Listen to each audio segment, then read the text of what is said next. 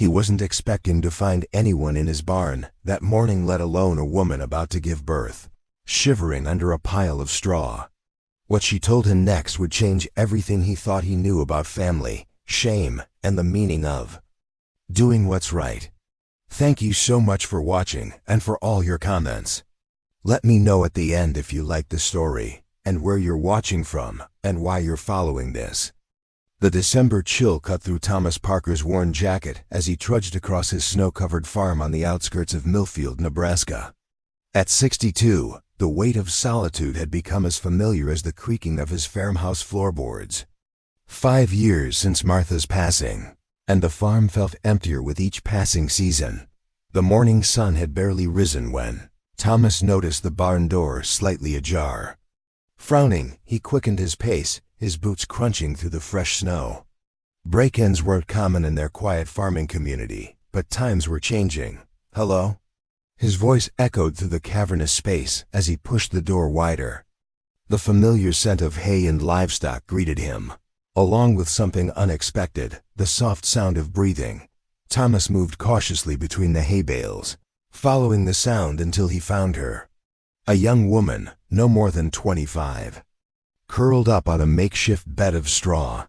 Her dark hair spilled across her face, and her hands protectively cradled a visibly pregnant belly. "Miss?" Thomas said softly, keeping his distance to avoid frightening her. The woman's eyes flew open, deep brown, and filled with immediate fear. She scrambled backward, wincing as she moved. "I'm not going to hurt you," Thomas raised his hands. "This is my farm. Are you all right?" "I'm sorry," she whispered, her voice hoarse. "I just needed somewhere to sleep. I'll go now." Her accent carried traces of the South as she attempted to stand. Thomas noticed her wince again, her hand flying to her side. "You're hurt," he stated, "and in no condition to be wandering around in this weather. When's the last time you ate something?" The woman hesitated, wariness evident in her expression. "Yesterday morning," she finally admitted. Thomas nodded, making a quick decision. "I'm Thomas Parker. The house has heat, food, and a spare bedroom. No strings attached. You can leave anytime, but it seems to me you could use some help right now. Why would you help a stranger?" Suspicion laced her words. Thomas smiled gently. "My Martha would have done the same. Plus, it's 20 degrees out here, and you're expecting." He gestured toward the house. "I'm making breakfast anyway. Extra eggs won't hurt." After a long moment, she nodded. "I'm Eliza Monroe." The walk to the farmhouse was slow, with Thomas keeping a respectful distance. Inside, the warmth enveloped them immediately. Thomas busied himself at the stove while Eliza sat cautiously at the kitchen table, her eyes constantly darting toward the door. "Coffee?" he offered. "I shouldn't." "The baby," she replied, one hand unconsciously moving to her stomach. "Right, of course. I have tea somewhere. Thomas rummaged through a cabinet. "Martha used to drink it every morning." "Your wife?"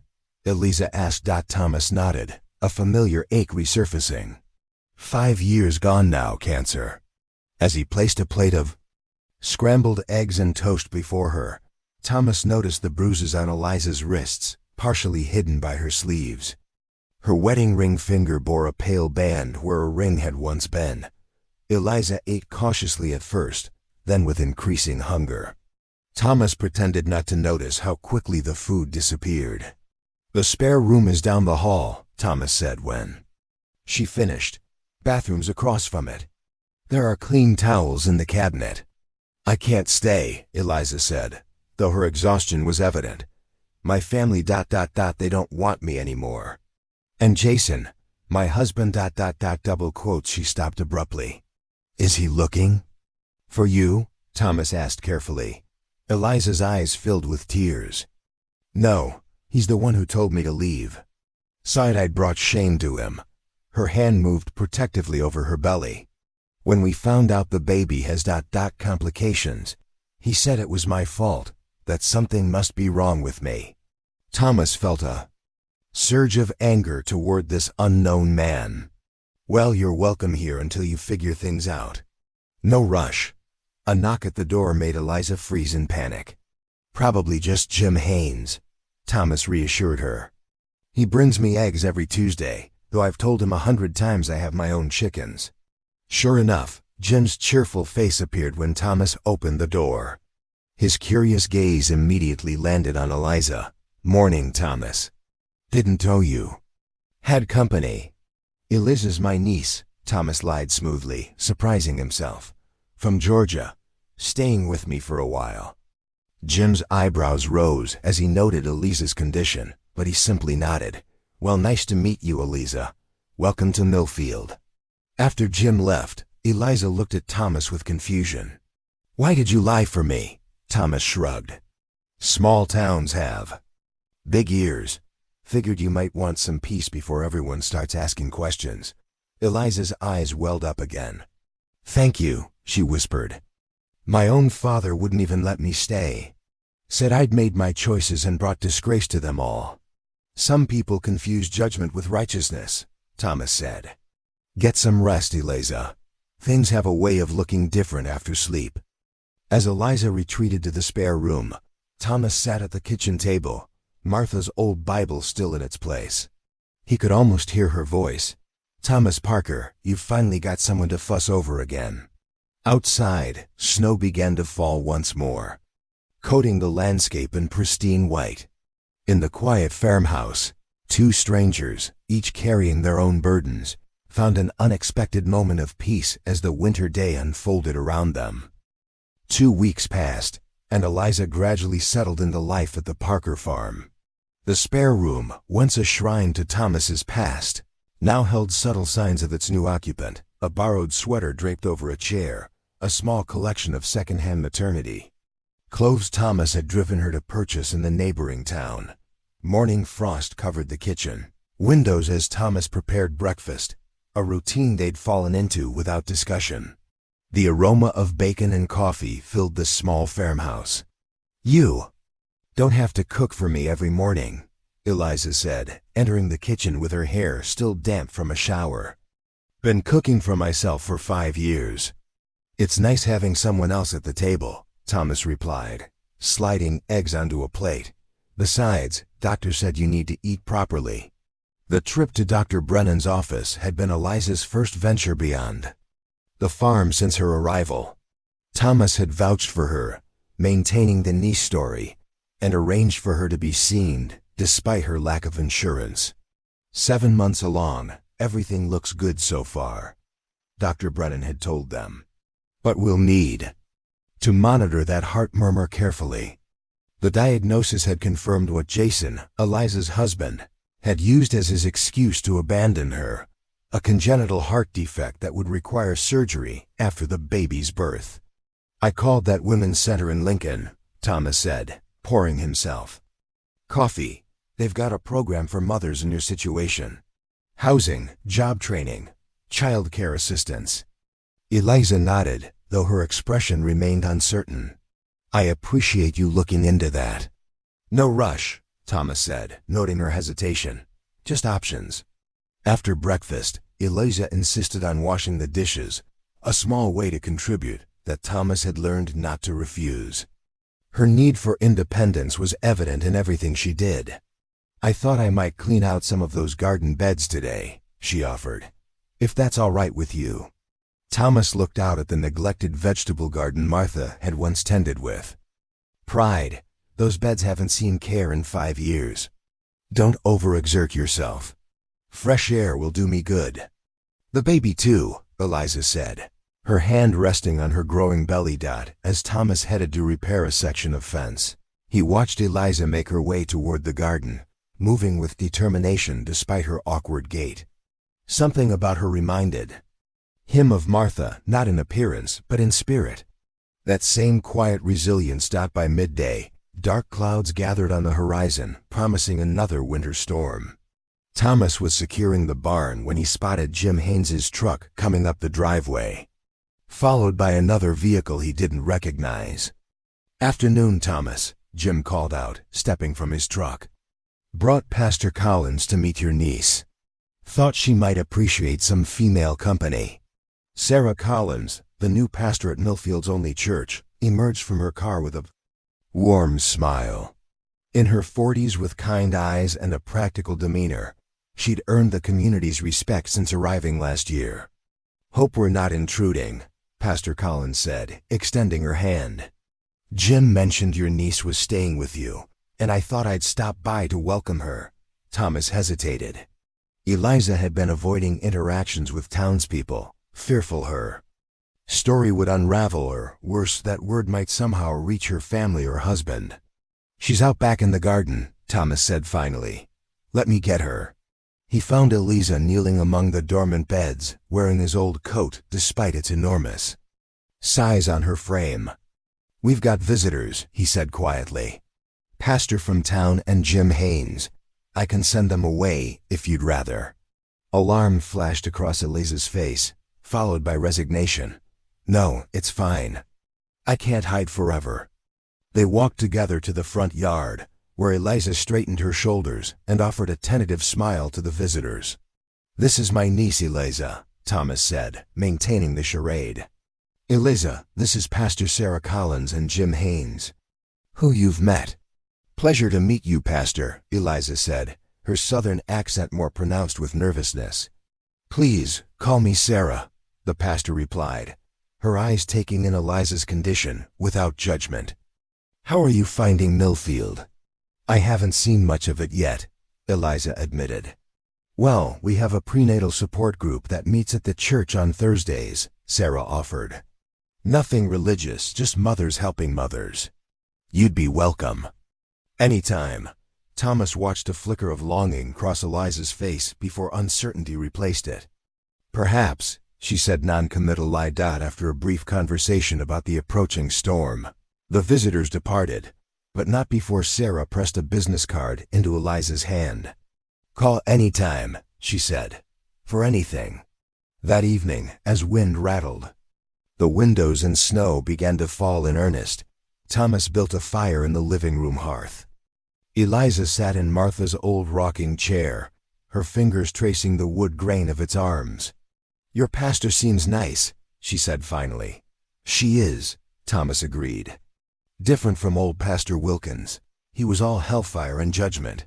Sarah's more about helping people where they are." Eliza stared into the flames. "My father's a deacon at our church back home. When I told him about the baby's heart condition, he said it was God's punishment." Her voice cracked. "For what, I don't even know.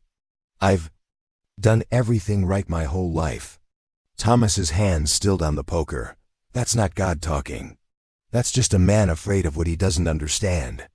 Jason said the same thing, that a defective baby would ruin his reputation at the law firm. As if our child was just some inconvenience." Tears slid down Eliza's cheeks. "He wanted me to terminate the pregnancy. When I refused, he said I could leave or he would. So I left first." Thomas sat in the armchair opposite her, giving her space but offering presence. "You've got courage, Eliza, more than either of those men." "I don't feel courageous," she whispered. "I feel terrified. I have no job, no home, no health insurance. My baby will need surgeries I can't afford." Her hands trembled. "Sometimes I wonder if Jason was right." "That's fear talking," Thomas said gently. "Not you." The fire crackled between them as Eliza wiped her tears. "My mother always said I was too stubborn for my own good." "Sounds like another word for determination to me," Thomas replied with a small smile. Later, as the storm intensified outside, Thomas checked on Eliza before heading to bed. She sat at the small desk in her room, writing in a notebook. "Just a journal," she explained, catching his glance. "Things I want to tell the baby someday." Thomas nodded. "Need anything before I turn in?" "Thomas," Eliza said hesitantly, "would it be all right if I went to that support group, just once?" "Of course," he said, surprised by the question. "You don't need my permission. It's your truck I'd be borrowing," she pointed out with a faint smile. "The truck's yours whenever you need it," Thomas assured her. "You're not a prisoner here, Eliza." That night, As the old farmhouse creaked against the winter wind, Thomas thought about the strange turns life took. How loss carved empty spaces that sometimes, unexpectedly, made room for something new. Not a replacement for what was gone, but a different kind of purpose. Outside, the storm blanketed everything in white, covering the past beneath a clean slate of snow. The prenatal support group became Eliza's Thursday ritual. Each week, Thomas would watch her drive away in his old pickup, her confidence growing with each visit. She'd return with pamphlets on childbirth, second-hand baby clothes, and a likeness he hadn't seen before. "They don't ask questions," she explained one evening in late January, sorting through a bag of tiny onesies. "They just accept." The women at Pastor Sarah's group had embraced Eliza without prying into her story. Among them were single mothers, military wives with deployed husbands, teenagers, and grandmothers raising second families. Their shared experience of impending motherhood transcended the differences in their circumstances. Thomas nodded, understanding the value of such acceptance. "Sarah's good people." "She asked if I'd thought about names," Eliza said, holding up a yellow sweater knitted by one of the group members. "I haven't really let myself think that far ahead." Winter deepened around the farmhouse. February arrived. With bitter cold and early darkness, Thomas found himself busier than he'd been in years, fixing things around the house, preparing the spare room for its eventual transformation into a nursery, and fielding casseroles from church ladies who'd heard about his niece's situation. The lie had spread through Millfield, embellished with each telling. According to grocery store gossip, Eliza's husband had died tragically, leaving her with no choice but to seek refuge with her uncle. Thomas didn't correct the stories. They provided Eliza with a shield of sympathy rather than judgment. One Thursday afternoon, Thomas was repairing a cabinet hinge when he heard the truck returning earlier than usual. Looking out the window, he saw Eliza parking haphazardly, her movements urgent as she exited the vehicle. "Thomas?" Her voice carried panic as she burst through the door, her face pale. He met her in the hallway. "What's wrong?" "Jason's brother." "Michael was at the hardware store in town," she said, breathless. "He didn't see me, but I recognized him immediately. He was asking directions to somewhere." Thomas felt a cold weight settle in his stomach. "Did he mention you?" "I didn't stay to find out." Eliza pressed a hand against the wall to steady herself. "This town is too small. If he's here, he'll find me." "Let's not jump to conclusions," Thomas said, though concern tightened his chest. "Could be a coincidence." "Michael is Jason's family attorney," Eliza said, shaking her head. "There's no reason for him to be in Nebraska unless he's looking for me." Thomas guided her to the kitchen table. "Did you leave anything behind that could lead them here?" "I didn't think so," Eliza said, her voice trembling. "But I called my sister from a gas station in Iowa, just to let her know I was safe." "She must have told them." Thomas filled a glass with water and placed it before her. "Drink this." Deep breaths. As Eliza sipped the water, a knock at the door made them both freeze. Thomas motioned for her to stay seated while he went to answer. Pastor Sarah stood on the porch, her expression grave. "Thomas, I need to speak with you and Eliza. It's important." He led her to the kitchen, where Eliza sat rigid with fear. "A man came to the church office looking for you," Sarah said without preamble. "Michael Calloway. Says he's your brother-in-law." Eliza's hands began to shake. "What did you tell him?" "Nothing," Sarah assured her. "Said I didn't know any Eliza." "Calloway, but Millfield's a small town, Eliza. People have noticed you at the support group, at the doctor's office." "How did he find me?" Eliza whispered. "Credit card trail, from what I gathered," Sarah replied. "You used it at that gas station in Des Moines." Thomas's mind raced. What exactly did he want? He said Jason is worried sick about his wife and unborn child. Sarah's eyes narrowed slightly. Said there's been a misunderstanding that Jason wants to make amends. "That's not true," Eliza said, tears threatening. "Jason doesn't want this baby. He made that very clear. Sarah nodded slowly. I figured as much. The man seemed more concerned with legal matters than your well-being. She reached across the table to take Eliza's hand. Whatever's happening, you have people here who will support you. He'll come here next, Eliza said, panic edging her voice. You could stay at my place tonight, Sarah offered. Give you time to think. Thomas straightened in his chair. No need. This is Eliza's home for as long as she wants it. If her husband comes here, he'll have to deal with me first. Eliza looked at him with surprise. Thomas, I can't ask you to. You didn't ask, he interrupted gently. Some things are just right. After Sarah left, promising to call if she heard anything more, Thomas helped Eliza up to her room. The stress had exhausted her, and her doctor had warned against anything that elevated her blood pressure. Try to rest, Thomas said. I'll keep watch. Eliza caught his hand before he could leave. Why are you doing all this for me? You barely know me. Thomas considered the question. When Martha got sick, neighbors we hardly spoke to brought food for months.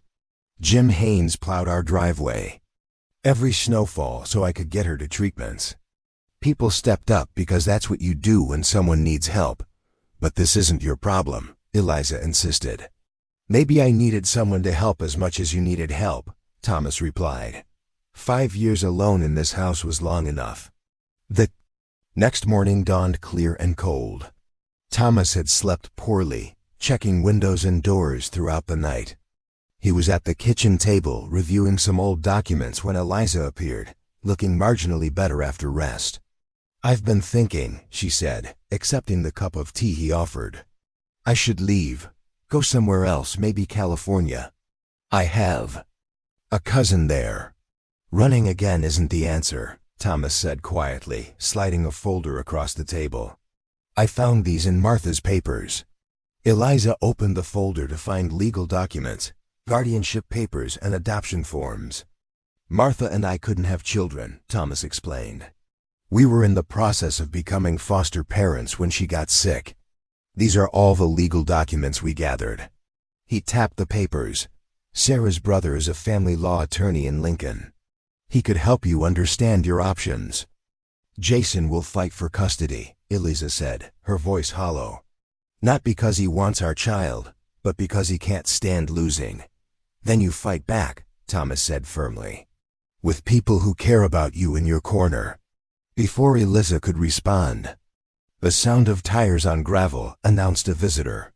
Through the window, they saw an expensive black SUV pulling into the driveway. It's them, Eliza whispered, fear returning to her eyes. Thomas stood, his decision made long before this moment. You don't have to see them. Go upstairs if you want.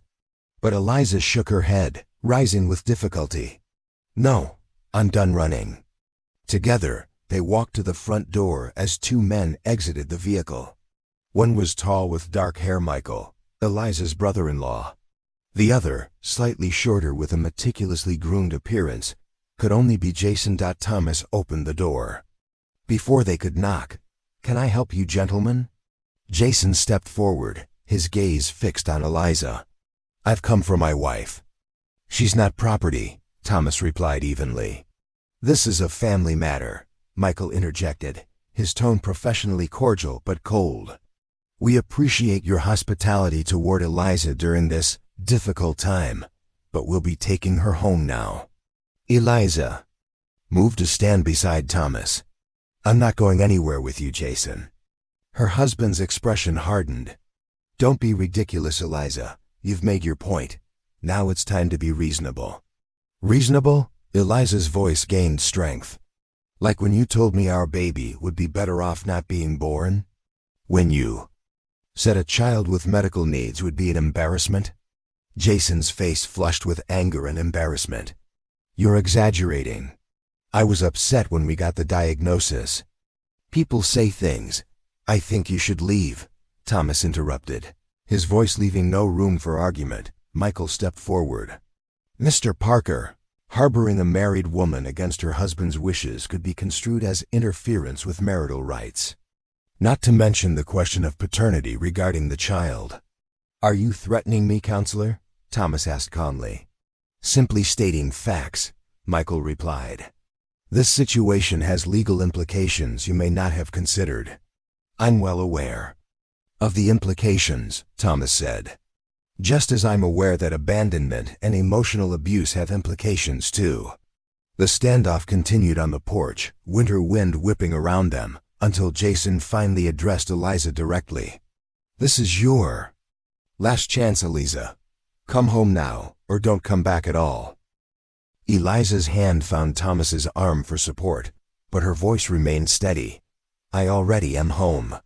As the men returned to their vehicle, defeated for now but clearly not surrendering, Thomas closed the door against the cold. Eliza leaned against the wall, trembling not from fear but from the adrenaline of confrontation. "They'll be back," she said softly. "With lawyers and court orders," probably, Thomas agreed. "But so will we." Later that evening, as snow began to fall once more, Thomas and Eliza sat by the fire while Sarah's brother explained their options over the phone.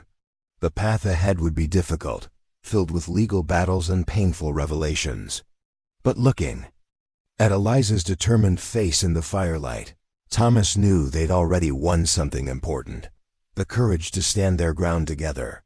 Outside, winter began its slow surrender to the promise of spring, much like the past making way for an unexpected future. April transformed the Nebraska landscape.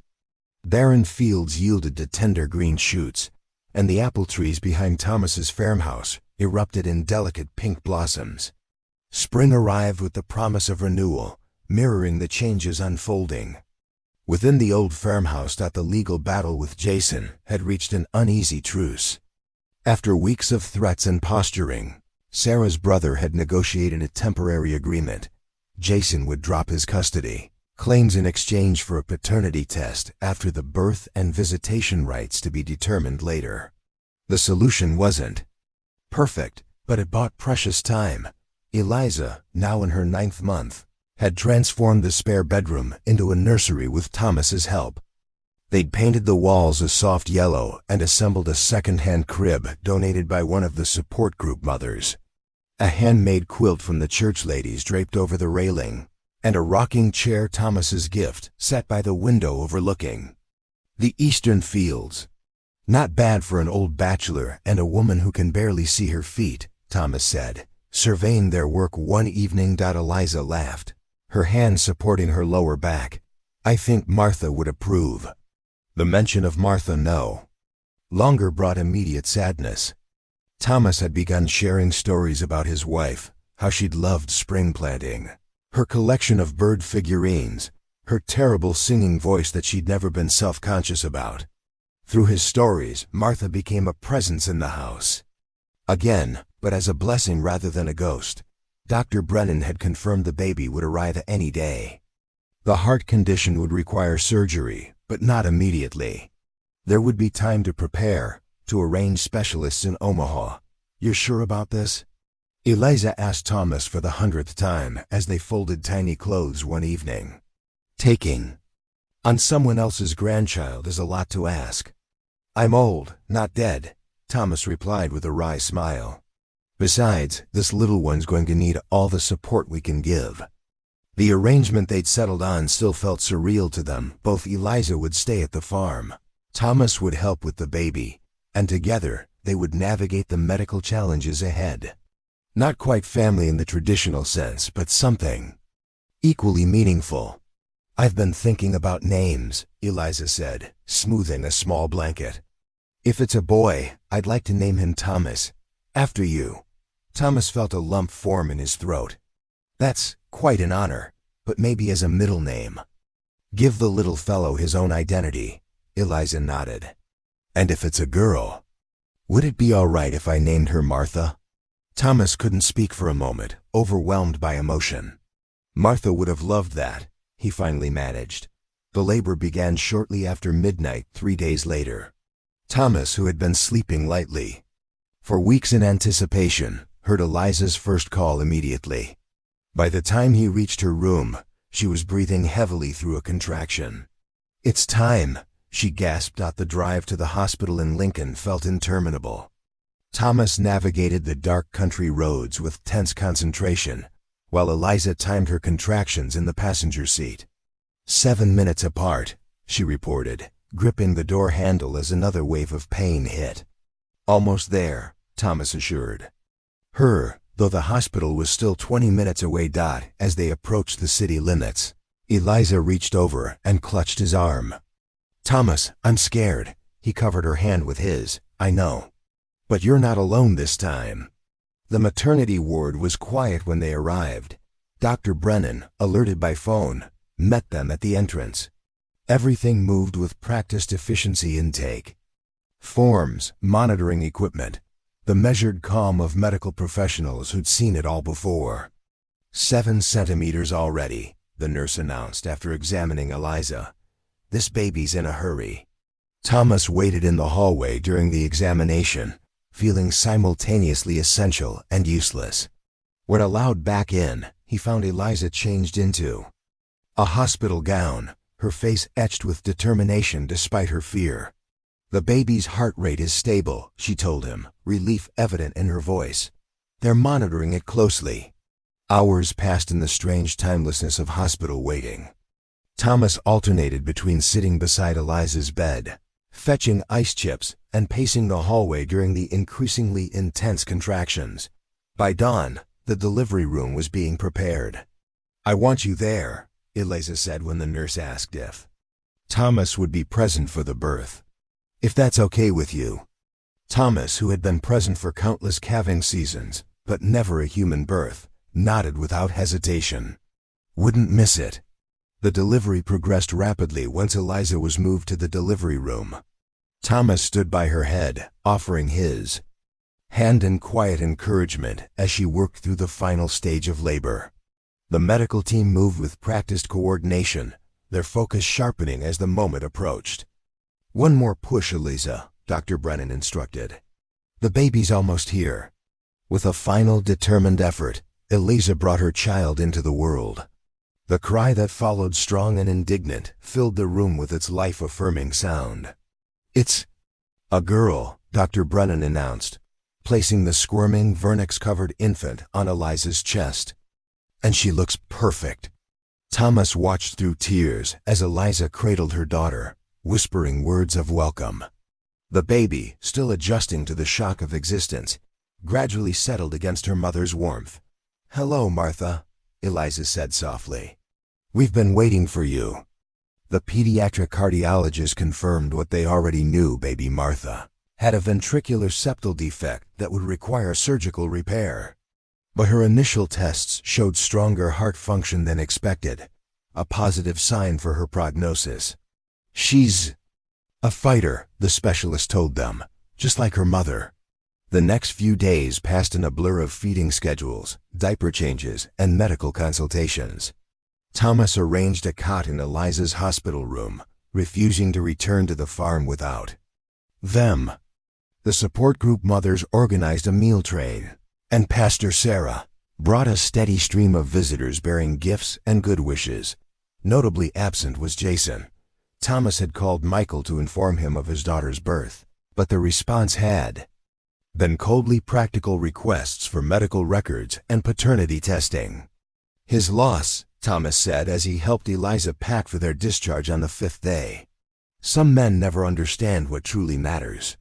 The drive home was slow and careful, Thomas watching the speedometer as if excessive velocity might somehow harm the precious cargo secured in the new car seat behind them. "She's fine, Thomas," Eliza assured him, glancing back at her sleeping daughter. "We both are."